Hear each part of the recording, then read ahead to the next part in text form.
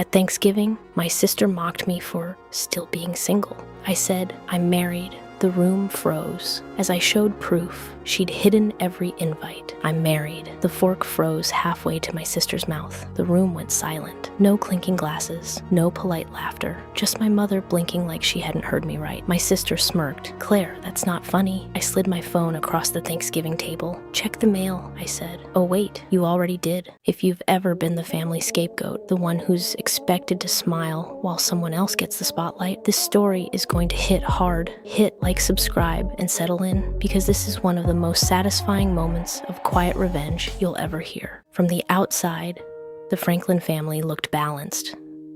2 daughters, stable parents, holiday traditions, matching Christmas pajamas. But if you sat at that table long enough, you'd see the tilt.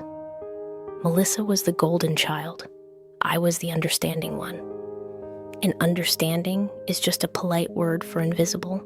Melissa was loud, magnetic, effortlessly charming. Teachers adored her. Boys chased her. My mother introduced her like she was a trophy she'd personally handcrafted. And this is Melissa. She just got promoted again. And this is Claire, she'd add absent-mindedly. She's working.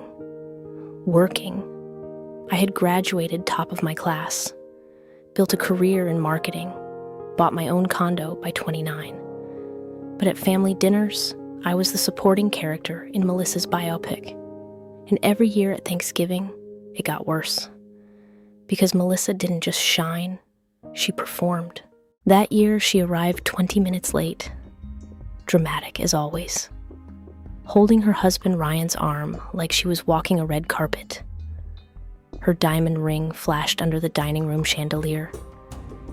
It caught the light every time she moved her hand, which was constantly. Oh my God, tell them about Cabo, she said, leaning into Ryan. My mother leaned forward, glowing. My father nodded politely. I stared at my wine glass. Every story turned into an applause cue. The wedding was just magical. Ryan's firm just closed a 6-figure deal. We're thinking Europe next spring. Then came the pivot. Melissa looked at me with that syrupy, weaponized smile. So Claire, she said loudly, are you still single? The word hung there like a diagnosis. My mother made a soft, sympathetic noise, still, as if I'd failed to meet a deadline. I felt the heat crawl up my neck. My palms went damp. That old, familiar, shrinking feeling started pressing in on my ribs. But this time, something inside me didn't shrink. It steadied. I had swallowed it for years. The forgotten birthdays, the graduation they couldn't make because Melissa had a spa weekend, the engagement party they threw her with 200 guests, while my achievements were acknowledged with a, that's nice. But mocking me for being single. After what she'd done? No. I set my glass down carefully. I'm not single, I said. Melissa laughed. Okay, I'm married. Silence. My mom blinked. Married? 8 months. Ryan's fork clinked against his plate. Melissa's smile didn't disappear, but it cracked. That's not possible, she said. It is. My voice didn't shake. Because I had prepared for this moment, I pulled out my phone, then a folder, then printed documents I had brought in my bag. Because deep down, I knew she'd push. You never came to the wedding, I continued calmly. But that's strange, because I sent invitations, certified mail. I slid the postal receipts across the table, tracking numbers, delivery confirmations, signatures. Melissa's signature. Her hand flew to her mouth. That's ridiculous, she snapped. You must be mistaken. I'm not.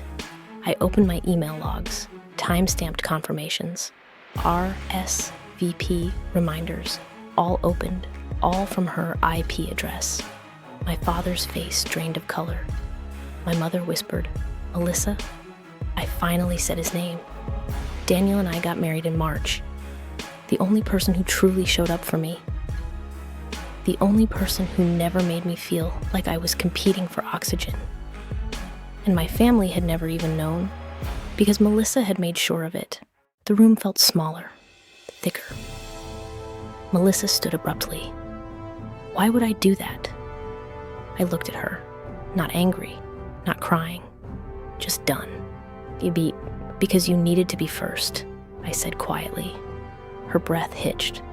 You needed to be the only bride, the only success, the only daughter worth celebrating. That's not true. Then why did you hide them? She opened her mouth, closed it. My mother looked between us like the floor had dropped out beneath her. Melissa, my father said, voice sharp for the first time in years. Answer her. And there it was. Not charm, not sparkle, just panic. You think I don't notice? I continued, my voice steady, but my chest tight. The way you roll your eyes when something good happens to me. The way Mom compares us. The way you turn everything into a performance. My hands trembled, but not from fear, from release. I wanted you there, I said, even after everything. I wanted my sister. That hurt more than anything. She didn't just hide paper invitations. She erased my moment. And for once, I wasn't going to let it slide. Outside, under the sharp November air, she finally cracked.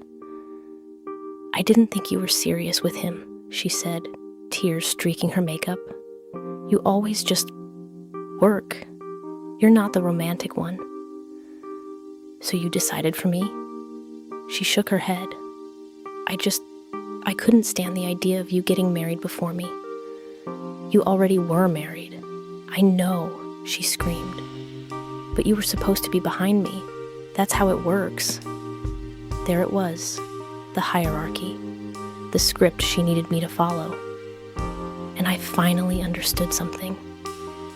If I stayed, I would always be cast as supporting role. My parents came outside. Apologies spilled out, shock, confusion.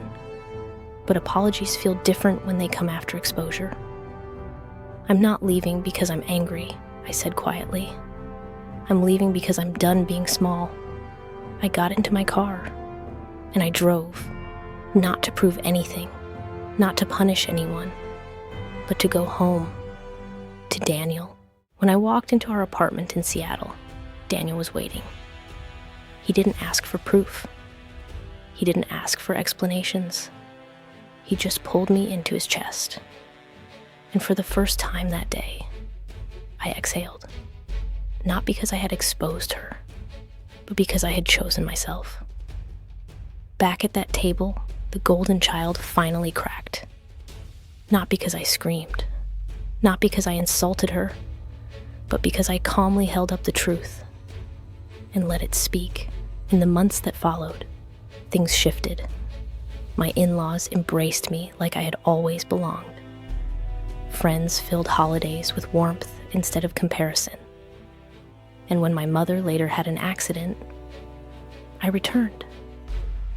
Not out of obligation, but because I chose to. The apologies were messy. Healing was uneven. Melissa wasn't magically transformed, but something inside me had changed permanently. I no longer needed their spotlight. I built my own table. And the people who sat at it, they actually showed up. Sometimes revenge isn't loud. It isn't destruction. Sometimes it's documentation. Sometimes it's dignity. And sometimes it's finally refusing to play the role they wrote for you. If this story gave you chills, hit that like button. Tell me in the comments, have you ever been the invisible one in your family? And if you love stories where justice is quiet, but devastating, subscribe. Because the next one might be even sweeter.